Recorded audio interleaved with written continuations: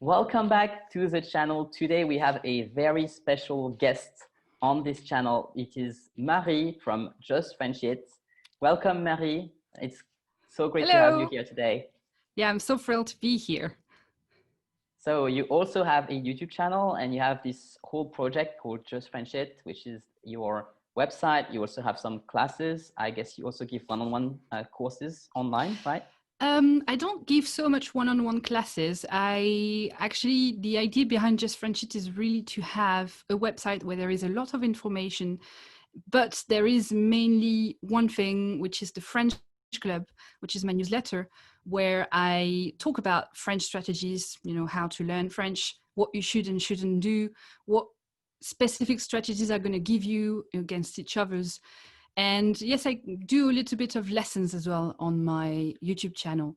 Recently, as you mentioned to me a few days ago, I do a lot of cute stuff. Yeah, It's I wanted to ask you about that cute stuff. Like you have poetry on your website. I was like, whoa, and advanced poetry too. It's not like it's beginner poetry. It's really advanced. So can you tell us a bit more like about these choices? Well, recently I was inspired by some questions I received from my clients and students about they were actually eavesdropping on French conversation. They are living in this particular client. She's living in France, and she said, I keep hearing those people talk to each other, like those couples, and they mention they call each other with weird names, and I'm not really sure what it means. So I made a video about pet names, and it was actually really interesting. And there was a lot of things to teach about it, a lot of vocabulary and a little bit of grammar as well. And it made me go into that rabbit hole of cute poetry and cute names. And I did something about how to say cute in French as well, all those different vocabulary words that you could say. So yeah, when I get one idea, I just get ideas like this, and I just stay in the same line for a while. But I don't just do cute stuff. There is a lot of other kinds of videos Right. and So let's just backtrack a little bit. And can you tell us a bit why you created Just Friendship? What was the purpose behind it, or what inspired you to do it? And basically a bit your story and how you came to do this. Sure. Well, Just Friendship, I started Just Friendship 5 years ago. My first project online was actually a website called Lemons and Bananas, and it was a website for French people who wanted to learn English. That was my first job. But then I moved to Ireland, and I received a lot of questions about, how do you learn French and how do you say that in French? And there was a lot of curiosity about French from people I met in Ireland. And so I decided to do the exact same project, but the other way around, for English natives or English speakers who wanted to learn French. So I started Just French It. And that's a little bit how I fell into the French learning business. I don't have, well, I didn't have at this time experience so much in French learning. I had experience with people who were learning English, but not with people who were learning French. So it was a whole different world, and I learned a lot. And each time I was learning something, or I was discovering a need, or I had a question, I would make a blog post or a video about it. And that's how Just French It was born.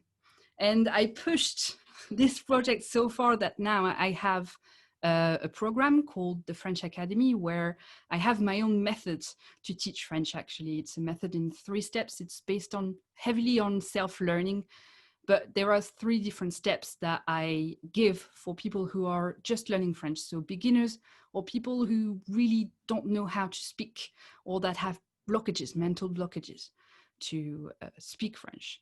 And so that's how Just French It came to life and came to what it is today, which is a blog mainly, a YouTube channel, and my French club that I mentioned, the newsletter, and the program called the French Academy.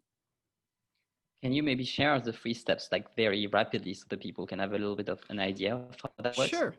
The idea behind the 3 step is that you need to get quick results for you to get motivated to learn French. So the first step would be to just learn sentences and act like a parrot, to just listen to sentences and say them again, listen, say them again. And then from that, you do a sort of analytical work, because the more you do that, the more you learn sentences and you repeat them, the better you are at identifying things that you can repeat and change a little bit to say something a little bit different. You change a word here, or you change an adjective, or you change a noun, or you change the verb, and you arrive to this stage where you know how to speak, more or less. You know how to I mean, you're not perfect. Obviously, you're not perfect, but you know how to speak. You can act in situations. And then you can arrive into the second step. The second step is a step that is more heavy in grammar. You're going to learn how it works behind those sentences. So you have all those examples already in your head. From that, you can learn grammar because you know it already. It's somewhere in your brain. You have all those examples and you are using them. So you learn grammar from those sentences that you've learned.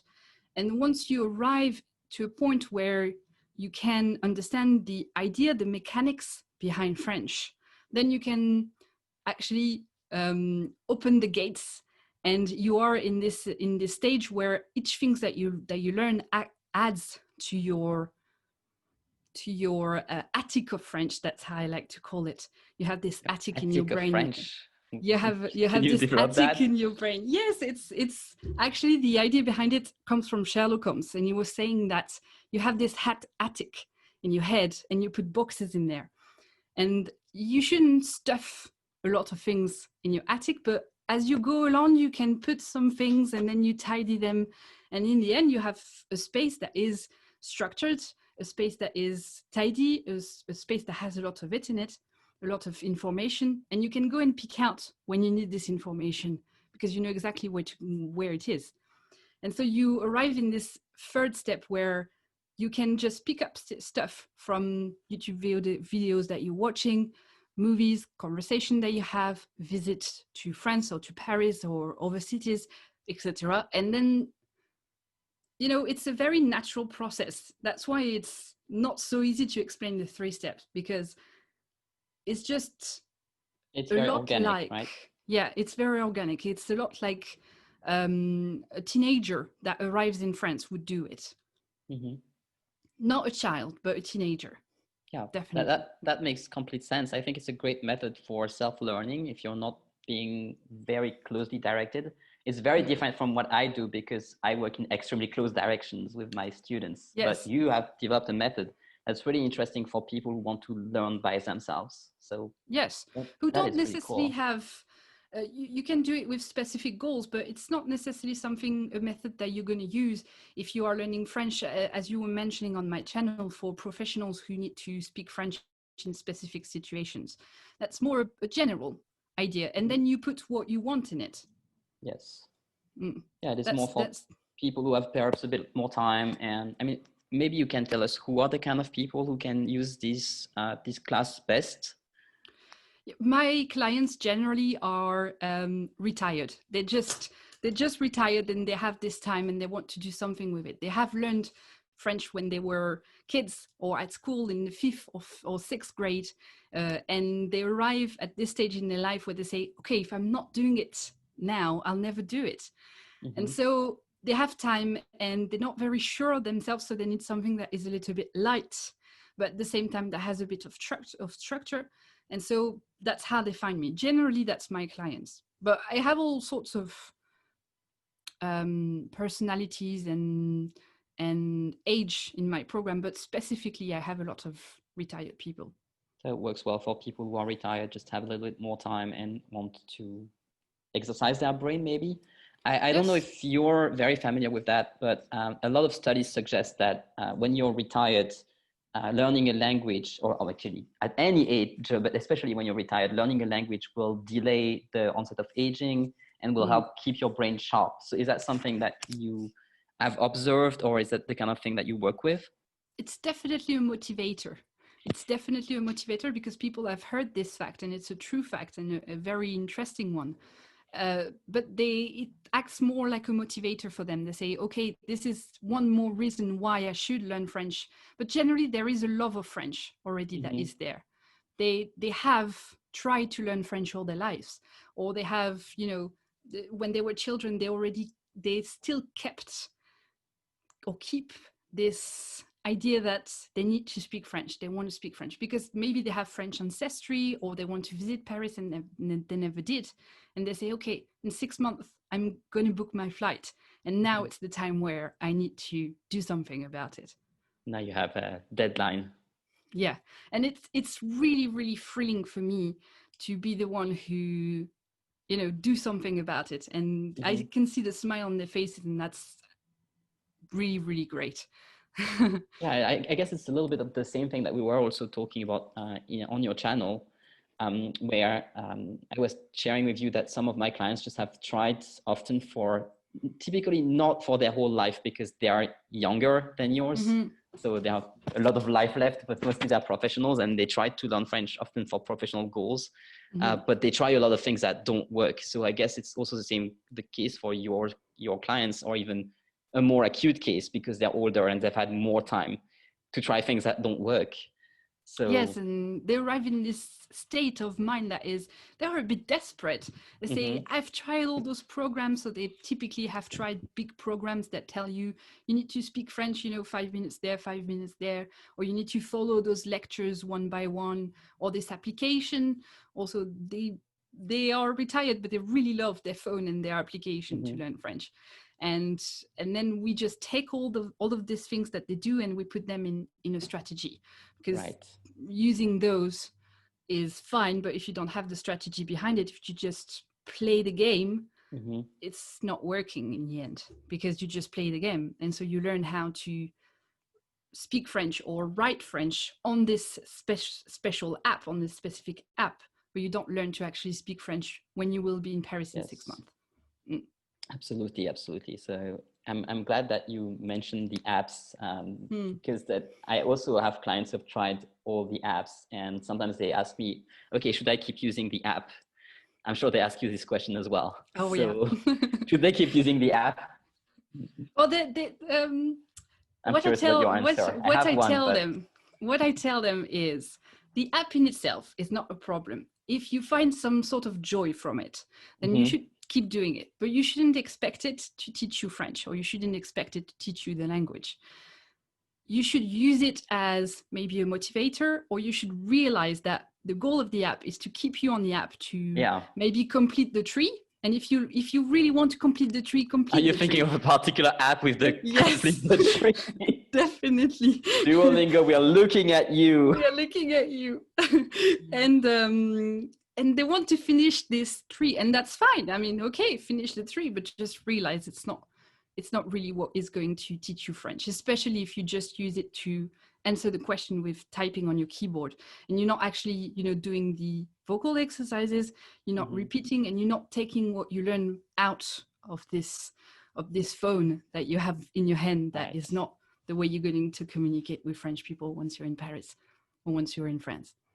Yeah, I think that's the perfect answer. So if I'm to summarize it, basically keep the app if you like it, but integrate it in a bigger strategy, which, you know, will give you results. Exactly. Was that the answer that you had in mind?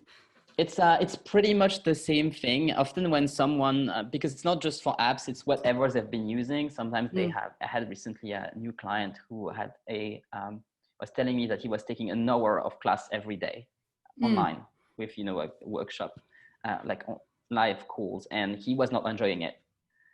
And he's been doing that for months and not seeing any results. And he asked me, okay, like, because then he decided to join me, and he was like, okay, should I keep doing that parallelly to your program? And my answer was, do you like it?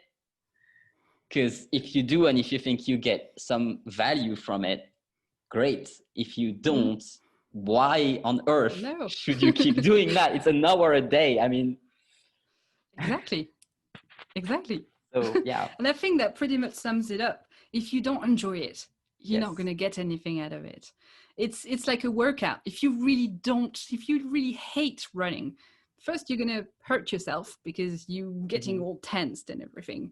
And then you're not going to want to go on and learning French, or, you know, not learning how to run, but running to get fit, for example. It's on the long run. It's not something that you do for just a few days or a few weeks. You do it over a long period of time to get results.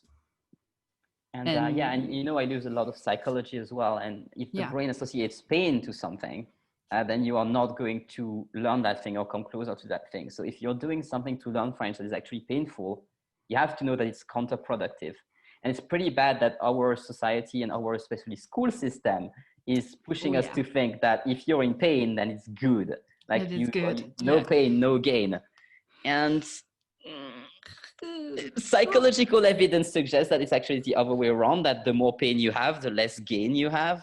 Mm. So yeah, especially for language, because it's such a subconscious process, you want to avoid as much as possible to associate it to pain, otherwise your brain will reject it. Exactly.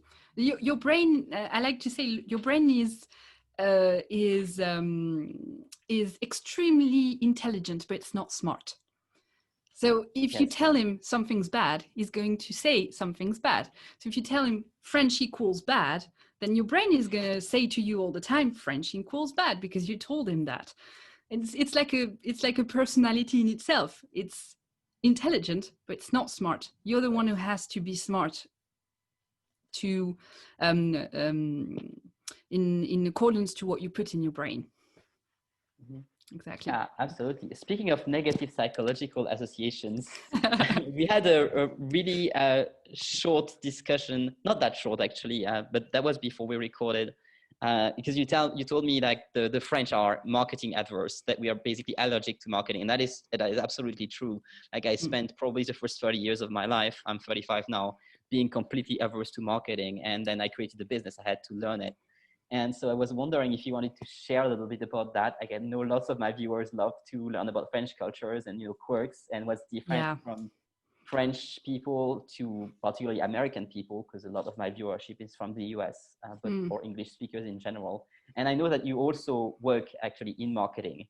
Yes, I do. Aside of just French. So you are probably the perfect person to tell us about that. You work in marketing with French people, right? Yes, I help entrepreneurs to start and launch successful products, so successful online products. So we talk about concepts. So in a way, my work is about marketing because it's about finding a need and creating something that is going to fulfill the need. But I find that the hardest part for people that work with is when we start to talk about, it's not so much marketing. The problem with French people in marketing is money. Mm-hmm. Jesus, money Is and worse French even than people. marketing. Now that you Yeah, mentioned, I should have asked, what's but wrong with the French and money? it's They don't linked, and speak about it. Maybe we it was don't. the block of money that me talking to another people was like, I'm not even going to ask you about it. No, I'm not even exactly, going to ask and you to speak about it. It's such a taboo. Wow. yeah. So go And ahead. you were mentioning on my channel that you started to teach French, even if you didn't have experience at that time, but you started teaching French. You were doing it for free. Yes. For me too. The first few times I taught English or I taught French, I did it for free. And it was very difficult to get over the fact of asking someone for something for my work. It's a blockage that is present in every country. Even I've talked about this with Americans or with British people. They tell me, yes, it's difficult to ask money for my work. This is But in France, it's self-worth. worse, right? But in France, it's worse because when you ask for money, that means that you are one of the bad guys. Yeah. You are one of the people who is taking money from the population. And you are a businessman. And businessman is not a good word in French. Not good. Not a good word at all. I think it comes from still this idea of the French Revolution, when the people took the power from the rich. And this idea still is in French culture and in a lot of the demonstration, the strikes. All of this is part of the same movement of the people need to have the power and the people are poor. This is a link that we make as a French person, or that a lot of French people are making anyway. The people are poor, and so I'm one of the people because I want the power. So I should be poor too, and I shouldn't talk about money. That's a bad thing. Money, privileges. No, I don't want it. I'm going to get my head cut off if I am a privileged person. But at the same time, I'm dreaming about it, but I don't want to be it. It's this duality. Yeah. And I think it comes really from that that idea of the French Revolution, that the nobles, that people who have the money are bad, and so Hmm. we need not to be that, because that's bad. Yeah, I had never thought of it this way. So thank you for even explaining my own culture to me. That's I find it really, really cool. But I know that for myself, it's because I have studied with American mentors, or like English speaking mentors in general, that not all of them are American. I was explaining to you on our previous interview that's on your channel, how I created my roadmap to fluency by following an American program. Yes. And you know, I'm obsessed with self-development, so I'm breaking free of that mentality of having to be poor and that money is bad. Yeah. But it has taken me years, and I know I have so much more work to do. So yeah, I wish you good Definitely. luck with your clients Thank you. But and your even French for clients. me, it's Like, still difficult sometimes to say I'm gonna charge that amount of money, or mhm, I'm gonna, because there is this self. If I'm asking money for me, when it's not for me, it's for my business. It's not for yeah, me. That's two different things. But still, I will be one of the bad guys. mhm, Even though I live in I mean, my parents are entrepreneurs. My father is a farmer. And so by definition, he's an entrepreneur. He's selling things. He's right. creating value. He's selling things. But still, it's difficult. Even I though mean, I grew up in an environment where creation and business were words that we talked about. But money, not so much. that's good for you. I mean, I totally didn't grow up in this kind of environment. Like, my parents were both employees.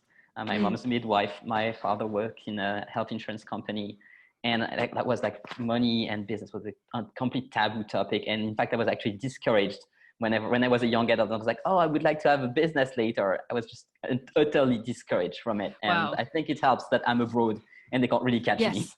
And I think So the fact that we learned another language and we developed that part of ourselves that is not linked to our family made us more confident when it comes to yeah. starting our own business as well. Definitely. Yeah, absolutely. Well, actually, that's a great topic to speak about. Like, do you also observe in your clients that they develop more confidence, or perhaps even a new part of their personality when they speak French? Because I know that for me, I'm not the same person when I speak English as when I speak French. Oh yeah, And no, so, definitely. that, Yeah, yeah. There is. I mean, they have to develop confidence anyway to be able to speak French. So it's going to influence their English or English-speaking personality, but it's also going to develop, and I think that's the difference, a French version of themselves that doesn't have the same blockage as the mhm, English speaking one. And that's really interesting. right. So Yeah, they similarly are to how I linked. learned the things, and Yeah. then my French self is still blocked. Mm, Yeah, right. they are linked, they influence each other, but there is a divide, and it's really Hmm. two different person still at the same time. And I don't speak a third language. I know that you do. So I Yeah. wanted to ask you, actually, is it the same with German? Do you have a third personality?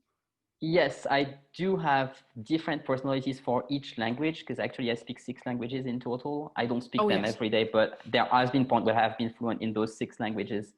And it definitely happens this way. I do notice though that I have big influence of my English speaking personality on others, because that's how I do most of my personal development.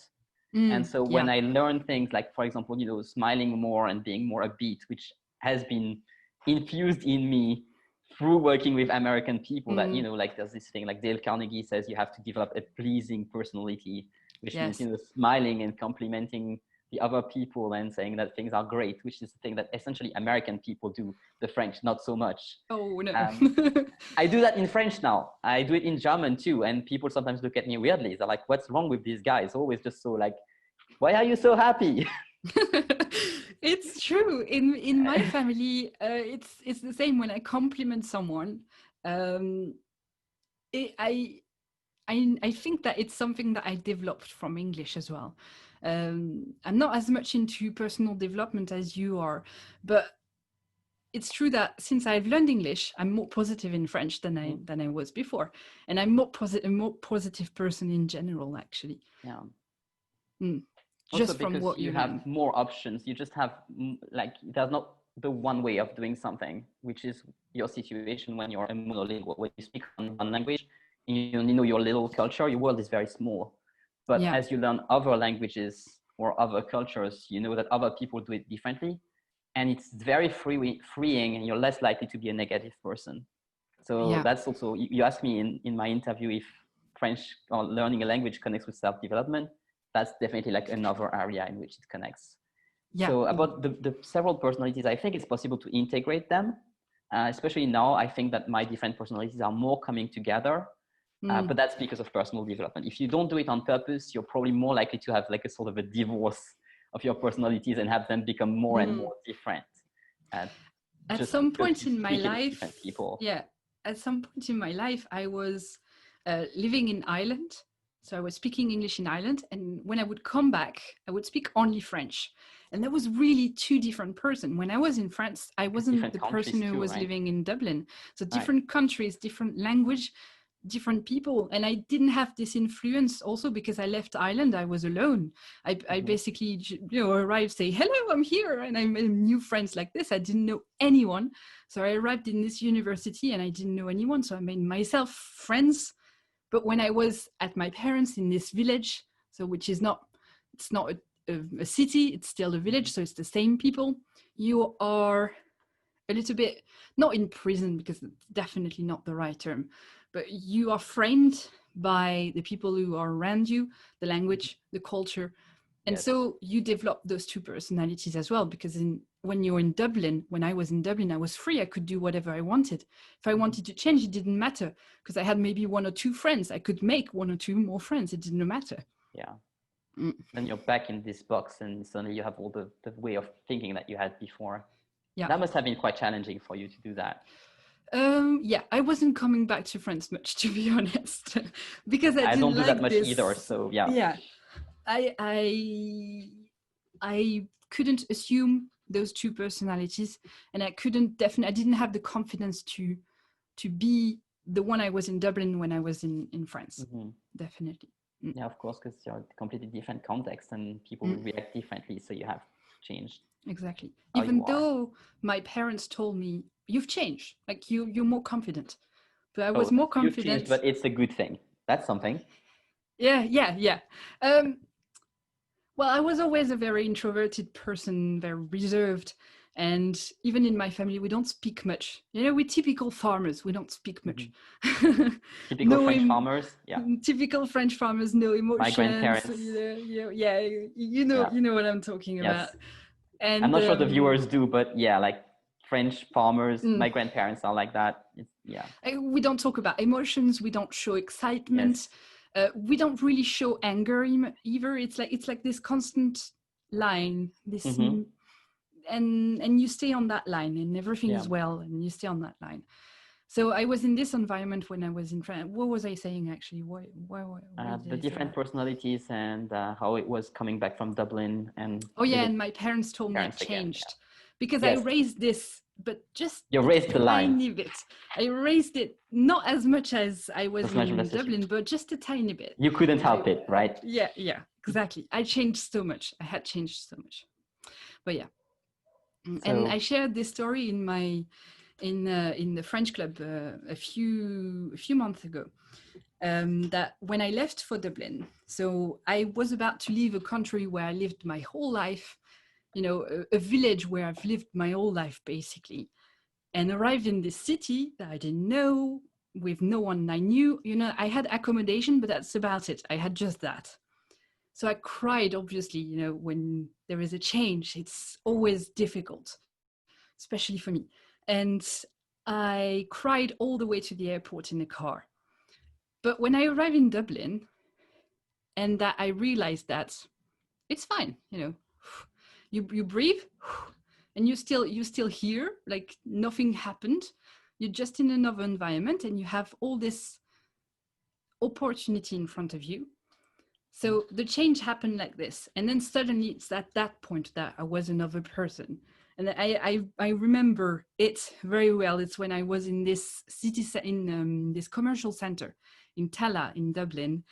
And I was eating, one of those billionaire things. It's a biscuit. I don't know what that is. With a little bit of caramel and topping of chocolate. It's absolutely delicious. Is it an Irish specialty?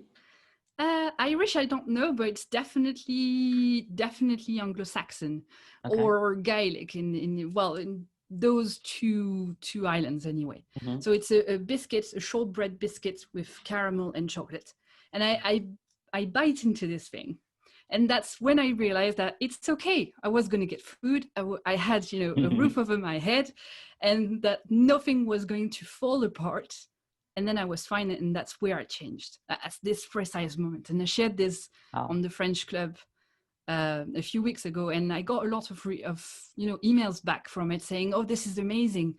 People who were saying, I was thinking of maybe going in Paris or maybe going in France next year, but I wasn't sure because I was a bit afraid.